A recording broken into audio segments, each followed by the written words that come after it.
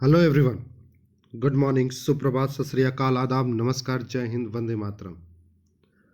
दोस्तों, 15 फरवरी के current affairs के साथ मैं राहुल यादव राहुल एडुकेयर में आपका स्वागत करता हूं।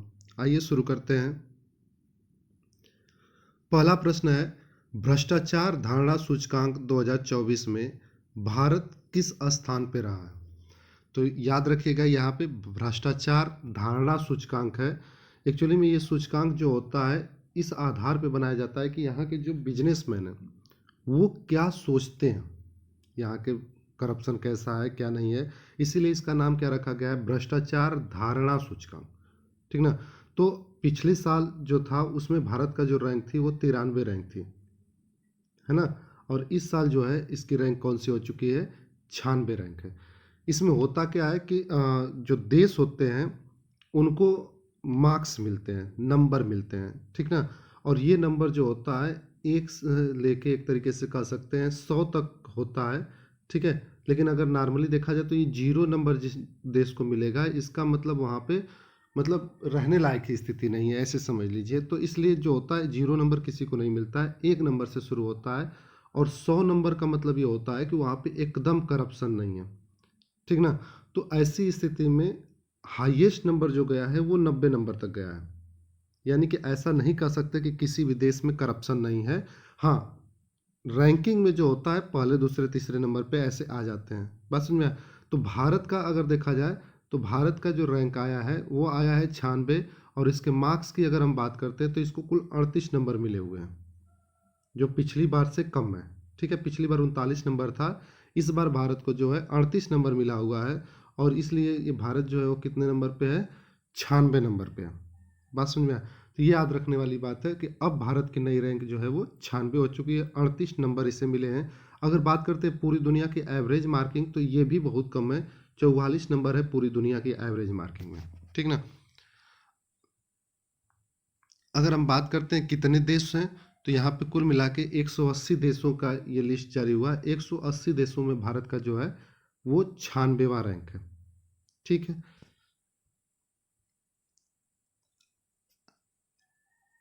जैसा मैंने कहा कि 90 नंबर जो होता है इसका हाईएस्ट रहा, तो 90 नंबर मिला किसको है, डेनमार्क को।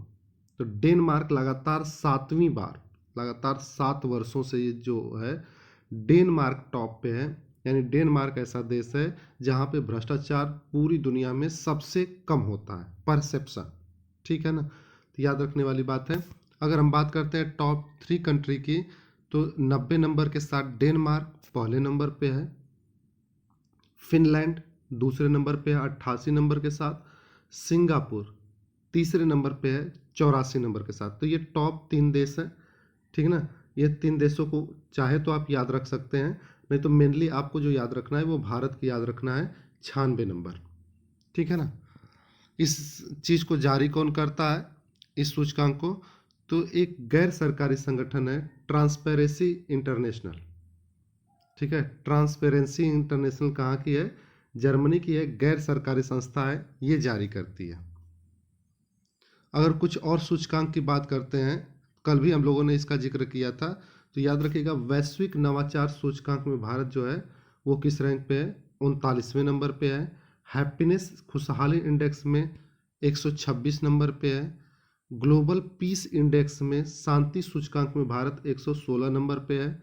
जेंडर गैप में 129 नंबर पे है। यहीं पे ध्यान रखिएगा, जेंडर इन इक्वलिटी में 108 नंबर पे है। तो जेंडर गैप में 129 और जेंडर इन इक्वलिटी यहाँ पे 108 नंबर है, ठीक है। उसके बाद करप्शन परसेप्शन जैसा हम लोगों ने बात कर लिया, 96 नंबर पे है। लॉजिस्टिक परफॉर्मेंस इंडेक्स, यहाँ पे भारत का रैंक कितना है, 38 नंबर है। उसके बाद अगर हम बात करते हैं प्रेस फ्रीडम इंडेक्स, तो ये जो है यहाँ पे भारत का जो है रैंक 159वीं है, ठीक है ना। प्रेस फ्रीडम इंडेक्स में भारत 159वीं नंबर पे है। भूखमरी में भारत का रैंक जो है 105 है, ये 125 देशों में सिर्फ है। अगर बात करते हैं प्राकृतिक संरक्षण सूचकांक जो पहली बार निकाला गया था, इसमें भारत पीछे से टॉप 5 में, 180 देशों में 176 नंबर है। अगर आर्थिक स्वतंत्रता सूचकांक किया जाए यानी बिजनेस वगैरह को लेकर जितनी स्वतंत्रता भारत में, उसमें हम 84वें नंबर पे आते हैं। ठीक ना। इसके बाद यात्रा और पर्यटन सूचकांक में अगर हम बात करते हैं तो 39वें नंबर पे आते हैं।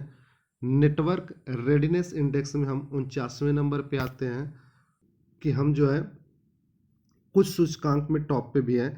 जैसे अगर हम बात करते हैं प्लास्टिक कुप्रबंधन सूचकांक, ठीक है, प्लास्टिक कुप्रबंधन सूचकांक में हम जो है इसमें टॉप पे आते हैं, ठीक है। और उसके बाद दूसरे नंबर पे आते हैं। अगर हम उसके बाद बात करते हैं आपका पर्यावरण प्रदर्शन सूचकांक में हम 7वें नंबर पे आते हैं, ठीक है। इसके बाद अगर हम बात करते हैं साइबर क्राइम में, तो साइबर क्राइम में हम 10वें नंबर पे आते हैं, ठीक ना। तो ये कुछ सूचकांक ध्यान रखिएगा। अगला देखिए, भारत ने किस वायरस से बचाव के लिए दुनिया का पहला डीवा मार्कर टीका बनाया है। यानी ये पहला टीका है, पूरी दुनिया का है, ठीक है, अभी हाल ही में ये बना है। तो याद रखिएगा ये किस वायरस से है, तो ये है आपका लंपी वायरस। जो लंपी वायरस है पिछले साल कुछ ज़्यादा ही चर्चा में था, ठीक है। ये एक्चुअली में मवेशियों को होने वाली एक बीमारी है, जिसपे उस पे क्या होता है, मवेशी के ऊपर थोड़ा सा जैसे गोल गोल टाइप में जैसे फोड़ा टाइप होता है, उस टाइप का उनकी बॉडी पे होने लगता है। तो उससे रिलेटेड दुनिया का पहला टीका अब ढूंढ लिया गया है भारत के द्वारा। तो याद रखिएगा, और इस टीके का नाम याद रखिएगा क्या है, डीवा मार्कर टीका। ये याद रखिएगा, डीवा मार्कर टीका, ठीक है। तो ये अगर बात करते हैं कि किसके द्वारा है, तो यहाँ पे भारतीय कृषि अनुसंधान परिषद जो है इसका सहयोग से हैदराबाद में जो बायोटेक है, ठीक है, इसने तैयार किया है। बात समझ में आया? तो भारतीय कृषि अनुसंधान परिषद की मदद से हैदराबाद में स्थित बायोटेक जो कंपनी है इसने किया है। और इसको जो नाम, वहाँ पे तो डिवा वायरस से आपने टीका याद रखा, लेकिन यहाँ पे जो है इसको इस तरीके से याद रखते हैं, बायो लंपी वैक्सीन। इसका नाम जो है बायो लंपी वैक्सीन भी कहा गया है, ठीक ना। तो याद रखने वाली बात है। बाकी मैंने बता दिया कि कैसे होता है, नोट्स में आप लोग बना लीजिएगा, ठीक ना। अगला प्रश्न देखिए, संयुक्त राष्ट्र खाद्य एवं कृषि संगठन FAO ने किस देश में उगबाड़ जलवायु लचीला कृषि परियोजना शुरू किया है। तो यहाँ पे ध्यान रखिएगा, उगबाड़ जलवायु लचीला कृषि परियोजना ये किस देश में शुरू की गई है। तो ये शुरू किया गया आपका सोमालिया में। कहाँ शुरू किया गया है, सोमालिया में, ठीक है। अगर हम बात करते हैं FAO का मुख्यालय कहाँ पे है, तो FAO का आपका मुख्यालय पड़ेगा कहाँ पे, UNFO, ठीक है, संयुक्त राष्ट्र खाद्य एवं कृषि संगठन है। इसका मुख्यालय आपका पड़ता है इटली में, ठीक है। कहाँ पड़ेगा, इटली में। तो ये मुख्यालय भी आपको याद रखना है। एक बात समझ में,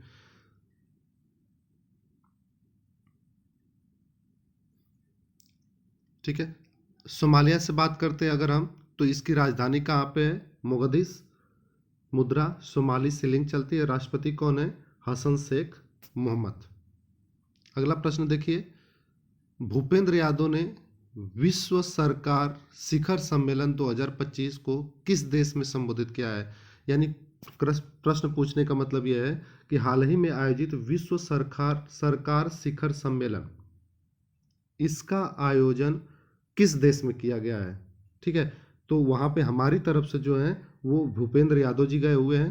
तो याद रखिएगा, हमारी तरफ से, भारत की तरफ से भूपेंद्र यादव पार्टिसिपेट किए हैं विश्व सरकार शिखर सम्मेलन। इसका आयोजन हाल ही में कहाँ पे हुआ है, UAE में, ठीक है।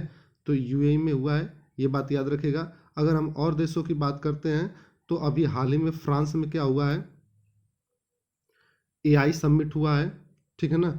अजरबैजान में किसकी बैठक हुई थी, आपको याद होगा, ठीक है। उसे आप लोग कमेंट बॉक्स में लिखिएगा, अजरबैजान में हाल ही में किस देश, मतलब किस चीज़ की बैठक हुई थी, किसकी कॉन्फ्रेंस की गई थी, ठीक है। चलिए मैं बता देता हूँ COP का, अब आप नंबर बता दीजिएगा। COP का कौन सा बैठक हुआ था। ब्राज़ील में अगर बात करते हैं तो 2024 में G20 की बैठक हुई थी, और 2025 में जो है वो ब्रिक्स की बैठक होने वाली है, ठीक है। 2025 में किसकी बैठक होने वाली है, ब्रिक्स का आयोजन यहाँ पे होने वाला है। बात समझ में आया? इसका थीम क्या था? तो इसका थीम था भविष्य की सरकारों को आकार देना। ठीक है, इसका थीम क्या था? भविष्य की सरकारों को आकार देना। यूएई की बात करते हैं तो राजधानी कहाँ पे है? Abu Dhabi. अगर हम इसके आगे बात करते हैं, यहाँ के प्रधानमंत्री कौन है? तो मोहम्मद बिन राशिद अल मखतूम। मोहम्मद बिन राशिद अल मखतूम। ठीक है, तो ये नाम भी याद रखना है। आइए आगे देखिए, पंकज आडवाणी ने स्नूकर चैंपियनशिप में किस क्रम का राष्ट्रीय स्वर्ण जीता है? तो इन्होंने क्या किया है? हाल ही में अपना 36वें क्रम का जो है वो राष्ट्रीय स्वर्ण जीता है। ये 36वां क्रम था। अगर इनकी बात करते तो इनका खुद का ये 10वां था। ठीक है, पंकज आडवाणी का याद रखिए 36वां क्रम टोटल था, 10वां क्रम इनका था। ठीक है, तो यहाँ पे यही चीज़ है। अगर हम बात करते हैं कि कहाँ पे आयोजित हुआ था, तो ये इंदौर में आयोजित हुआ था। ठीक है, 36वां राष्ट्रीय खिताब है और 10वां क्या है? पुरुष स्नूकर खिताब इनका है। बात समझ में है? अगला देखिए, रिलायंस कंज्यूमर प्रोडक्ट लिमिटेड आरसीपीएल ने किस क्रिकेटर के सहयोग से स्पिनर स्पोर्ट्स ड्रिंक लॉन्च किया है? स्पिनर स्पोर्ट्स ड्रिंक ये जो है अभी हाल ही में रिलायंस ने लॉन्च किया है। किस क्रिकेटर की सहायता से? तो देखिए, ऑप्शन के हिसाब से आप वैसे भी मार सकते हैं, क्योंकि ऑप्शन जो कहता है वो क्या कहता है कि स्पिनर, नाम ही क्या है? स्पिनर। तो इसमें से कौन स्पिनर है? अगर रोहित शर्मा की बात करते हैं तो ये भारत के कप्तान हैं। T20 विश्व कप जो है भारत इन्हीं के कप्तानी में अभी हाल ही में जीता है। जसप्रीत बुमराह की बात करते हैं तो इनको क्या है? Test cricketer of the year की खिताब अभी हाल ही में दिया गया है। ये फास्ट बॉलर हैं भारत के। और दिनेश कार्तिक की बात करते हैं तो ये पूर्व विकेट कीपर है। ठीक है, और अभी दक्षिण अफ्रीका में हुए लीग में भारत की तरफ से खेलने वाले पहले थे। तो यहाँ पे स्पिनर की बात करते हैं तो एक ही व्यक्ति हैं ऑप्शन में, कौन? मुथैया मुरलीधरन। ठीक है, और मुथैया मुरलीधरन से रिलेटेड एक और बात याद रखिएगा, ये दुनिया में विश्व में सबसे अधिक टेस्ट विकेट लेने वाले हैं। और इनकी पुस्तक का जो नाम है @800। ये पुस्तक भी याद रखिएगा @800। ठीक है, अगर हम अगला प्रश्न बात करते हैं, 2027 में पहले ओलंपिक ई स्पोर्ट्स गेम का उद्घाटन किस देश में किया जाएगा? तो ध्यान ये रखिएगा, यहाँ पे ई स्पोर्ट्स की बात किया गया है। ओलंपिक है लेकिन ई स्पोर्ट्स है। ठीक ना? तो इसका आयोजन कहाँ पे किया गया है? सऊदी अरब में इसका आयोजन होगा। पहली बार होने वाला है ओलंपिक ई स्पोर्ट्स गेम। ठीक है, तो यहाँ पे ये चीज़ याद रखिएगा। सऊदी अरब की राजधानी रियाद और मुद्रा कौन है? सऊदी अरब रियाल होता है। ठीक है, और प्रधानमंत्री मैंने बता ही दिया है। आइए आगे देखते हैं, आईफा द्वारा उत्कृष्ट उपलब्धि पुरस्कार 2025 से किसे सम्मानित किया गया है? ठीक है, तो आईफा ने क्या किया है? एक पुरस्कार घोषित किया है, उत्कृष्ट उपलब्धि पुरस्कार। ठीक है, और ये इससे 2025 में किसे सम्मानित किया गया है? राकेश रोशन। ठीक है, ऋतिक रोशन के पिताजी। बात समझ में आया? तो इसमें जो है, जो भारतीय सिनेमा है उसका वैश्विक पर प्रभाव, लेकिन विश्व के लेवल पे अगर देखा जाए तो 25 वर्ष पूरे हो गए हैं। ठीक है, इसलिए जो किया गया है, अंतर्राष्ट्रीय भारतीय फिल्म अकादमी जो है इसने एक पुरस्कार शुरू किया है, और ये पुरस्कार किसको दिया गया है? राकेश रोशन को, उत्कृष्ट उपलब्धि पुरस्कार में। ठीक है, अगर बात करते हैं कि इसके लिए घोषणा हो चुकी है इसका, लेकिन इसका आयोजन कहाँ पे होगा? ये आयोजन आपका होने वाला है जयपुर में। ठीक है, मार्च में होगा आयोजन, जयपुर में होगा। ठीक है ना? और आईफा सिल्वर जुबली की थीम चीज याद रखिएगा आप लोग, silver is the new gold. ठीक है, सिल्वर जुबली मनाई जा रही है, इसकी थीम क्या है? Silver is the new gold. ठीक है, अगर हम पुरस्कार और सम्मान की बात करते हैं तो पद्म पाणि लाइफ टाइम पुरस्कार किसको मिला है? ये मिला है आपका सई परांजपे को। मेजर ध्यानचंद खेल रत्न पुरस्कार किसको मिला है? मनु भाकर, हरमनप्रीत सिंह, प्रवीण कुमार और डी गुकेश, ये 4 लोगों को मिला है। चंद्रशेखरन सरस्वती पुरस्कार किसको मिला है? एस जयशंकर को मिला है। कुवैत का सर्वोच्च नागरिक सम्मान ऑर्डर ऑफ मुबारक अल कबीर किसको मिला है? नरेंद्र मोदी जी को मिला है। मिस इंडिया यूएसए ये खिताब किसको मिला है? तो मिस इंडिया यूएसए की बात की जा रही है, तो ये कौन है? कैटलीन सैंड्रा नील। ठीक है, लेकिन अगर यहीं पे पूछा जाए मिस व इंडिया का जो है मिस यूनिवर्स इंडिया में पूछा जाए तो रिया सिंघा। मिस यूनिवर्स इंडिया पूछा जाए तो रिया सिंघा, ठीक है, और मिस इंडिया यूएसए पूछा जाए तो कैटलीन सैंड्रा नील। ठीक ना। आगे देखिए, अमेरिकी नौसेना का सर्वोच्च पुरस्कार नागरिक सम्मान किसको मिला है? टॉम क्रूज को। जमशेदजी टाटा पुरस्कार किसको मिला है? किरण मजमुदार शाह को। प्रवासी भारतीय सम्मान किसको मिला है? डॉक्टर सैयद अनवर खुर्शीद को। ऑनररी सिटीजन अवार्ड किसको मिला है? तरुण दास को। अगर पूछा जाए महाराजा हरि सिंह पुरस्कार किसको मिला है, तो ये है मनोज सिन्हा को। महाराजा हरि सिंह पुरस्कार किसको मिला है? मनोज सिन्हा को। उसके बाद अगर पूछा जाए 34वां व्यास सम्मान किसको मिला है, तो ये मिला है आपका सूर्य बाला को। सुभाष चंद्र बोस आपदा प्रबंधन पुरस्कार इनकोइस को मिला है। उसके साथ साथ अगर पूछा जाए ग्रैमी पुरस्कार में भारत की तरफ से, हालांकि कई क्षेत्र में पुरस्कार मिलता है, लेकिन भारत की तरफ से बेस्ट न्यूज एल्बम का जो पुरस्कार है वो किसको मिला है? चंद्रिका टंडन। ठीक है, एल्बम का नाम क्या है? त्रिवेणी। ठीक ना। अगला प्रश्न देखिए, हाल ही में अयोध्या राम मंदिर के मुख्य पुजारी का निधन हुआ, इनका नाम क्या था? ठीक है, तो इनका नाम क्या था? इनका नाम था सत्येंद्र दास। ठीक है, तो हाल ही में जो अयोध्या में राम मंदिर है उसका जो पुजारी, मुख्य पुजारी जो उनके थे, उनका निधन हो गया है और उनका नाम क्या था? सत्येंद्र दास। ठीक है, तो इनका जो निधन हुआ है 12 फरवरी को हुआ था, तो इसलिए इस नाम को भी ध्यान रखिएगा। अगर हम अयोध्या की बात करते हैं तो इसका उद्घाटन पिछले वर्ष हुआ था। ठीक है, माफ़ कीजिएगा, यहाँ पे जो है टाइपिंग मिस्टेक है, 2025 नहीं होगा। ठीक ना, 22 जनवरी 2024 को हुआ था। 22 जनवरी 2024 को हुआ था। इसके वास्तुकार जो हैं वो कौन है? चंद्रकांत सोमपुरा। ठीक है, और मूर्तिकार जो हैं, जो राम मूर्ति बनाए थे वो कौन बनाए थे? अरुण योगीराज। ठीक ना। कल फरवरी के कुछ दिवस जो थे वो मेरे छूट गए थे, तो आज हम लोग इसको पूरा कर लेते हैं। राष्ट्रीय कृमि जो मुक्ति दिवस है उसको 2025 में मनाया गया था। 2025 का जो मनाया गया था वो 10 फरवरी को, ये मैंने लिखाया था। ठीक है, इसमें क्या होता है ये जानना ज़्यादा जरूरी है कि 1 से 19 साल के बच्चों को जो है कृमि मुक्ति के लिए एल्बेडाजोल की गोली खिलाई गई है। ठीक है, ताकि वो कृमि मुक्ति पा सके। उसके बाद अगर बात करते हैं विज्ञान में, महिलाओं और लड़कियों का अंतर्राष्ट्रीय दिवस कब मनाया गया था? 11 फरवरी को। ठीक है, इसका थीम क्या था? विज्ञान में महिलाओं और लड़कियों के करियर का खोज, विज्ञान में उनकी आवाज़। ठीक है, ये थीम जरूरी था। हालांकि मैंने ये बताया था कि बालिका और महिला विज्ञान दिवस जो है 11 फरवरी को मनाया जाता है, लेकिन थीम ध्यान रखिएगा। थीम क्या था? विज्ञान में महिलाओं और लड़कियों के करियर की खोज, विज्ञान में उनकी आवाज़। ठीक है, ये थीम थी उसकी। उसके बाद विश्व यूनानी दिवस भी जो होता है 11 फरवरी को मनाया जाता है। ठीक है, और इसका थीम क्या था?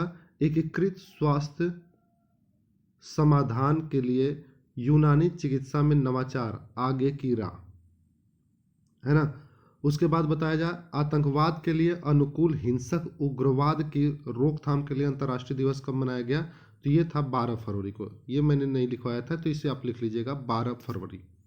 ठीक है, तो आज के लिए इतना ही रखते हैं, मिलते हैं नेक्स्ट वीडियो में। तब तक हंसते रहिए, मुस्कुराते रहिए, पढ़ाई लिखाई करते रहिए। Bye bye.